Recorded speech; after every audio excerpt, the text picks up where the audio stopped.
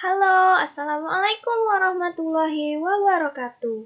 Apa kabar kalian hari ini? Mudah-mudahan kalian tetap baik-baik saja, walaupun saat sedang pandemi Corona. Jangan lupa ya untuk jaga selalu kesehatan kalian dengan minum vitamin C dan jaga jarak dari orang-orang yang sedang berkerumunan di luar rumah. Atau paling tidak kalian keluar rumah harus memakai masker supaya tidak terjangkit virus corona. Nah, hari ini kita akan belajar tentang pengaruh perubahan dan interaksi keruangan terhadap kehidupan di negara-negara ASEAN.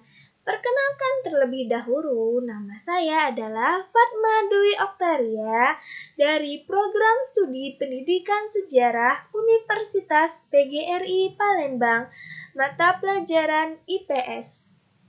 Sebelumnya, kita untuk melanjutkan materi, kalian harus mengetahui apa itu pengaruh perubahan dan interaksi keruangan.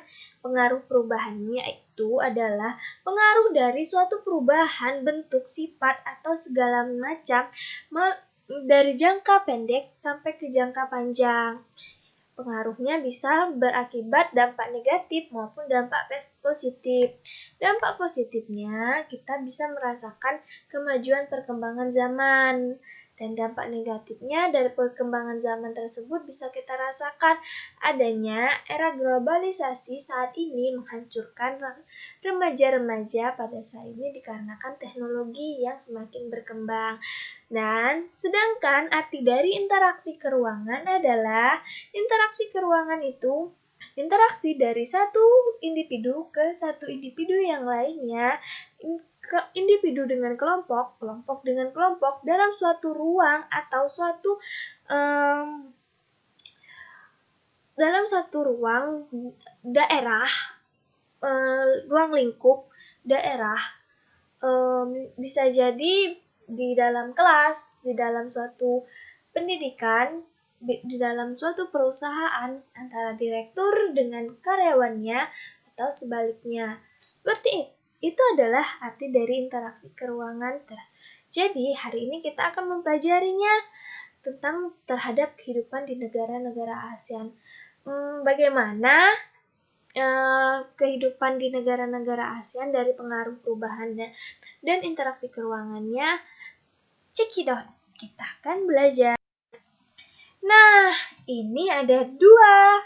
Yang pertama, perubahan ruang dan interaksi antar ruang akibat faktor alam, dan yang kedua, pengaruh perkembangan ilmu dan teknologi terhadap perubahan ruang. Kita akan mempelajari tentang perubahan ruang dan interaksi antar ruang akibat faktor alam terlebih dahulu. Ini adalah penjelasan dari perubahan ruang dan interaksi antar ruang akibat faktor alam. Kondisi alam dan kondisi sosial negara-negara ASEAN yang relatif homogen dan saling membutuhkan memudahkan interaksi antara satu dengan negara lainnya. Interaksi ini bisa jadi adalah bentuk suatu kerjasama antara negara satu dengan negara yang lain yang ada di ASEAN. Bisa dibilang dalam berbagai bidang, bisa bidang politik, bidang pendidikan, bidang keamanan, dan bidang ekonomi. Banyak faktor yang menimbulkan dari berbagai bentuk interaksi antar satu negara dan negara lainnya, antara lain faktor iklim dan faktor geologi, beserta faktor sumber daya alam yang ada di negara-negara ASEAN. Nah, ini adalah faktor iklim. Kita akan mengetahui dari lokasi negara-negara ASEAN yang berada di antara benua Asia dan benua Australia. Maksud dari dua benua ini adalah benua yang menghimpit lokasi antara negara-negara ASEAN tersebut. Nah, penyebabnya adalah wilayah ini memiliki pola arah angin yang berganti setiap setengah tahun sekali. Nah, angin yang disebutkan itu adalah angin muson timur dan angin muson barat. Iklimnya selalu matahari dan iklim matahari dan iklim muson. Wilayah negara-negara ASEAN juga dipengaruhi iklim krisis. Kita lihat berbagai contoh dari faktor iklim, yaitu yang pertama adanya banjir. Banjir biasa terjadi di Bangkok atau di Indonesia biasa terjadi dikarenakan adanya penyumbatan air. Yang kedua juga terjadi karena tidak adanya pohon-pohon untuk menyerap dari air-air tersebut. Jadi airnya susah untuk lebih terserap. Jadi akhirnya itu banjir pun datang. Yang kedua adanya puting beliung di Haiyan, Filipina. Ini biasanya terjadi dikarenakan angin yang cukup kencang di beberapa daerah yang ada di Filipina yang sampai mengakibatkan puting beliung, merobohkan rumah warga, menumbangkan pohon-pohon yang ada di sekitar. Itu penyebab dari puting beliung. Nah, ada juga kekeringan. Kekeringan juga ada di Jawa Timur, Indonesia. Biasanya pada musim kemarau yang terjadi di bulan Oktober sampai dengan bulan Juni, itu akan terjadi suatu kekeringan di beberapa daerah yang ada di Indonesia yang mengakibatkan air-air menjadi kering. Petani pun menjadi susah untuk melakukan tanamannya berupa padi supaya dapat panen. Jadi kekeringan banyak menimbulkan dampak negatif untuk masyarakat sekitar dan yang lainnya. Kita lanjut. Faktor geologi. Faktor geologi ini bisa dilihat berdasarkan faktor-faktor yang berkaitan dengan kondisi geologi seperti kondisi tanah dan batuan penyusunnya di bumi. Negara-negara ASEAN berada di daerah tumbukan antar lempeng. Nah, ini adalah berdasarkan faktor-faktor yang berkaitan dengan kondisi geologi, kondisi tanah, dan batuan. Negara-negara ASEAN juga berada di antara tumbukan antar lempeng. Bisa dilihat dari contoh-contoh dari faktor geologi. Kita lihat peta-peta yang ada di faktor geologi. Nah, ini peta pertama perhatikan arah pergerakan lempeng yang bertemu di wilayah Asia Tenggara. Pergerakan lempeng yang bertumbukan mengakibatkan terjadinya bencana geologis seperti gempa bumi. Kalian pasti tahu kenapa terjadinya gempa bumi, dikarenakan adanya pergerakan dua lempeng yang berbeda arah mengakibatkan gempa bumi.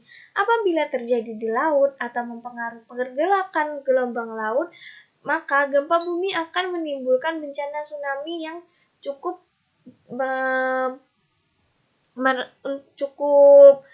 amat besar seperti yang ada di Aceh pada tahun 2004. Ini peta tumbukan lempeng dan persebaran gunung berapi di negara-negara ASEAN.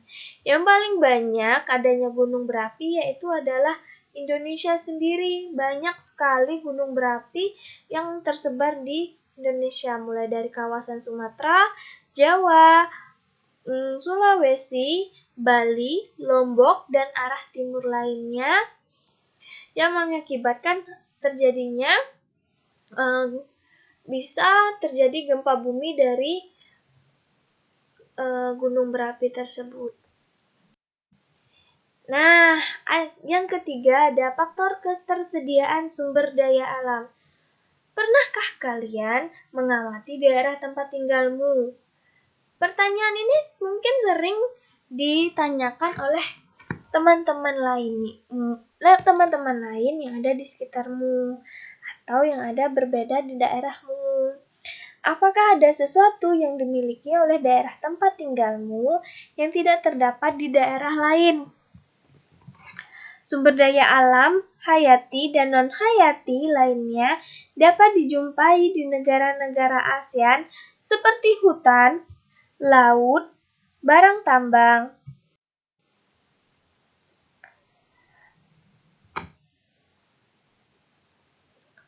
Ini ada pengaruh perkembangan ilmu dan teknologi terhadap perubahan ruang. Perkembangan ilmu dan teknologi telah berpengaruh terhadap berbagai aspek kehidupan manusia. Manusia lebih dimudahkan dalam berbagai hal ketika beraktivitas maupun di luar ruangan dan di dalam ruangan. Ilmu yang menghasilkan teknologi komunikasi mengurangi jarak dan waktu dalam berinteraksi antar pihak. Teknologi yang memiliki peranan besar dalam mengubah kehidupan manusia dalam berinteraksi adalah teknologi transportasi dan teknologi komunikasi.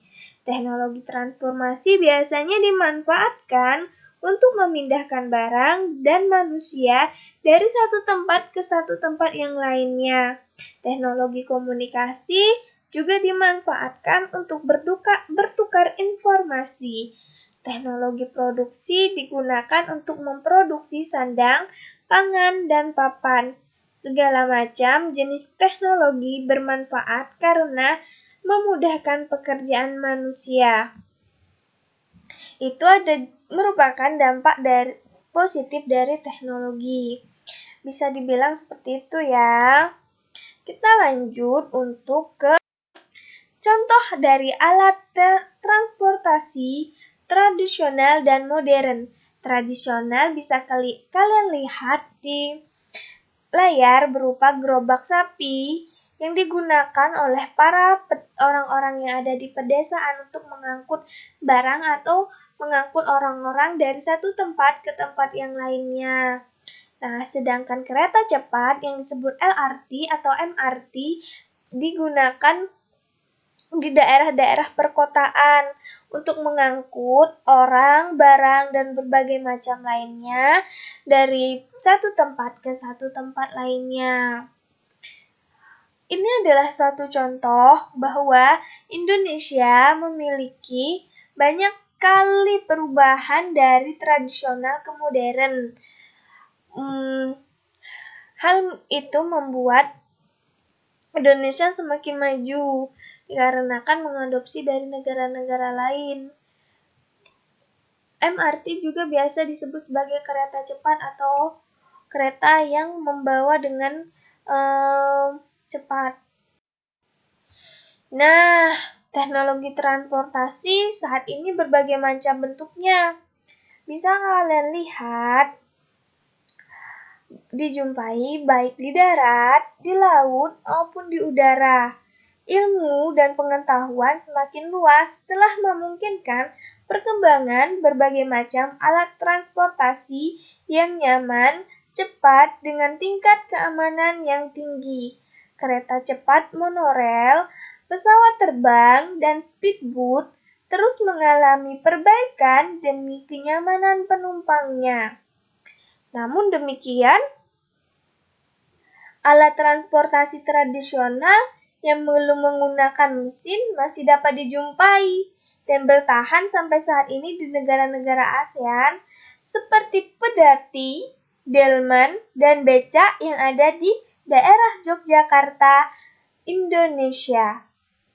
Adanya perkembangan teknologi transportasi membawa perubahan aktivitas manusia yang berakibat terhadap perubahan tata kehidupan masyarakatnya dan rakyat dari negara-negara ASEAN tersebut. Jumlah orang Indonesia yang pergi ke Malaysia dan Singapura atau sebaliknya semakin meningkat setiap tahunnya. Pesawat bukan lagi alat transportasi yang mahal untuk mereka dikarenakan suatu kebutuhan yang sangat khusus dari satu tempat ke tempat yang lainnya melalui jalur udara.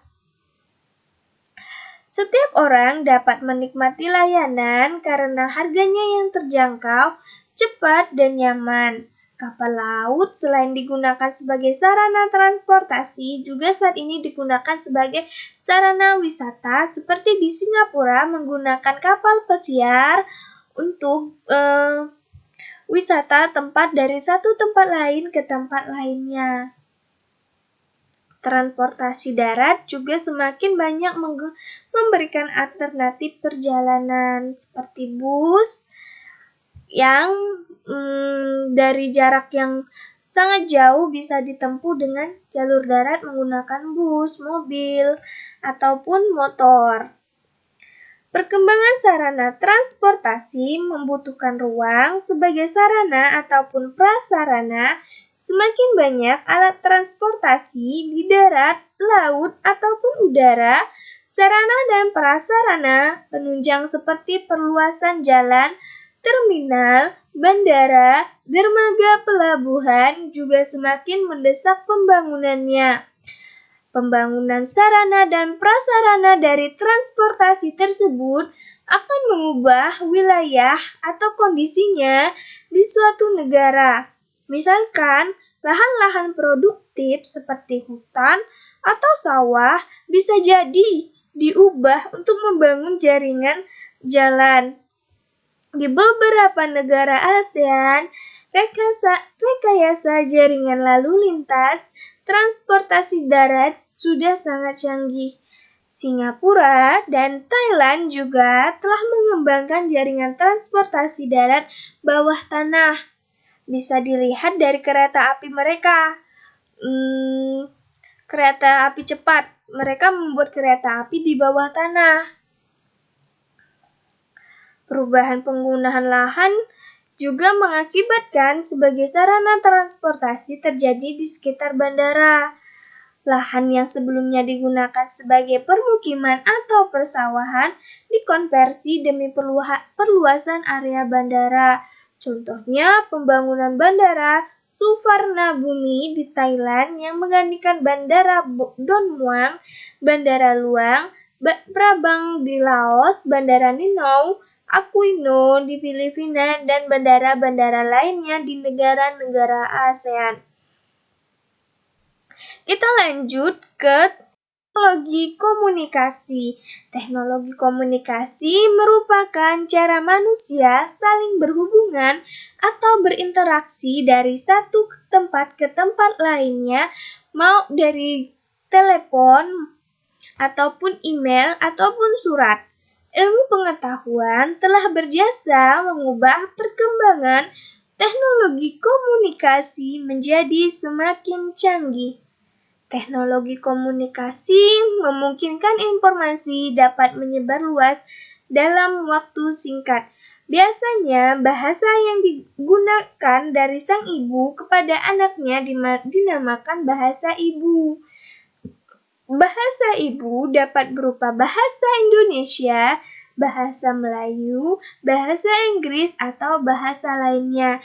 Jika tidak tahu bahasa ibu itu apa, bahasa ibu adalah bahasa yang digunakan dalam kehidupan sehari-hari yang diajarkan oleh orang tua kalian atau yang sudah menjadi bahasa nasional dan daerah yang ada di Indonesia.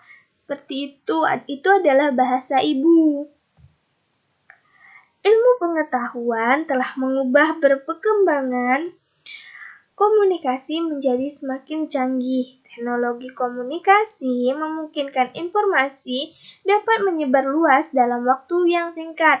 Berbeda dengan keadaan pada masa lalu, ketika berkomunikasi saja masih menggunakan surat yang membutuhkan waktu lama untuk sampai ke tujuan. Biasanya sampai 1 minggu atau tidak 3 hari, itu yang paling cepat. Berbeda dengan masa sekarang, perkembangan teknologi komunikasi sangat menguntungkan karena dapat mengurangi jarak dan waktu. Meskipun demikian, perkembangan teknologi komunikasi dapat juga membawa kerugian, antara lain mengurangi intensitas interaksi secara langsung antar masyarakat. Ini adalah dari teknologi-teknologi yang ada di negara-negara ASEAN berupa surat dan berupa telepon genggam. Dulu masih menggunakan surat, tapi sekarang sudah menggunakan telepon genggam sebagai alat komunikasi yang baik untuk lebih cepat berkomunikasi antara satu orang yang lain dengan satu orang yang lainnya. Biasanya kalau dengan menggunakan telepon genggam ini, orang yang dekat menjadi jauh, orang yang jauh menjadi dekat, karena orang yang dekat tidak digubris lagi karena dia sudah asik dengan bermain handphonenya. Kalau surat kan kita harus menunggu lama dari balasannya, mulai dari kita menulisnya, lalu mengirim surat tersebut. Lanjut. Nah, perubahan yang terjadi dalam kehidupan masyarakat di negara-negara ASEAN sebagai akibat perkembangan teknologi transportasi dan komunikasi dapat dilihat contohnya dalam berbagai aspek, baik sosial, ekonomi, budaya, maupun keamanan. Kita akan membahas tentang sosialnya terlebih dahulu. Bertambahnya jumlah penduduk dalam waktu singkat. B. Kebutuhan transportasi massal semakin tinggi untuk menghindari kemacetan. C. Maraknya perdagangan manusia. D. Kerjasama luar negeri semakin mudah. Itu merupakan aspek-aspek dari sosial perubahan perkembangan teknologi transportasi dan komunikasi. Ada dampak buruk dan ada dampak negatif. Dampak negatifnya adalah maraknya perdagangan manusia atau humanity yang ada di setiap negara-negara ASEAN. Manusia diperdagangkan untuk dijadikan budak atau segala macamnya tanpa upah dan tidak dibayar sama sekali dalam ia bekerja. Nah, sedangkan dampak positifnya bisa dilihat kerjasama luar negeri semakin mudah karena negara yang satu dengan negara yang lainnya telah mengenal dari negara tersebut. Ekonominya, kita lihat bahwa bertambahnya pendapatan negara dari pajak dan pendapatan dari sewa tempat tinggal. Yang kedua, nilai barang lokal meningkat seiring permintaan mata uang asing. Yang ketiga, barang-barang asing semakin mudah dijangkau. Kita lanjut. Aspek budaya dari perubahan pengaruh teknologi dan komunikasi transportasi. A. Terjadinya akulturasi budaya secara sadar maupun tidak. B. Perubahan sistem nilai dan norma. C. Terjadinya kecenderungan gaya hidup hedonis. Maksud dari gaya hidup hedonis adalah gaya hidup yang berlebih-lebihan atau gaya hidup yang terjadi pada masa sekarang. Kebutuhan yang tidak dibutuhkan dari dia, tetapi dia membelinya, itu adalah kebutuhan hedonis. Menghambur-hamburkan uang atau berpoya-poya demi kehidupannya sehari-hari. Aliran-aliran yang bertentangan dengan budaya semakin mudah masuk. Dari aspek keamanannya, A. Gangguan kondisi keamanan suatu negara semakin rentan. B. Narkotika dan obat terlarang semakin mendapat tempat. C. Jaringan kelompok perusuh antar negara semakin mudah diorganisir. Itu adalah aspek-aspek dari pengaruh perubahan transportasi komunikasi yang ada di negara-negara ASEAN. Thank you for your attention. Terima kasih telah menyimak dan memahami dari materi pelajaran hari ini tentang pengaruh perubahan dan interaksi keuangan terhadap negara-negara ASEAN. Untuk hari ini, jangan lupa kalian like, comment, subscribe, and share karena materi ini akan bermanfaat untuk kalian sendiri dan untuk yang lainnya. Terima kasih semuanya. Bye. Kita akan lanjut ke materi selanjutnya di minggu depan. Bye-bye. Thank you.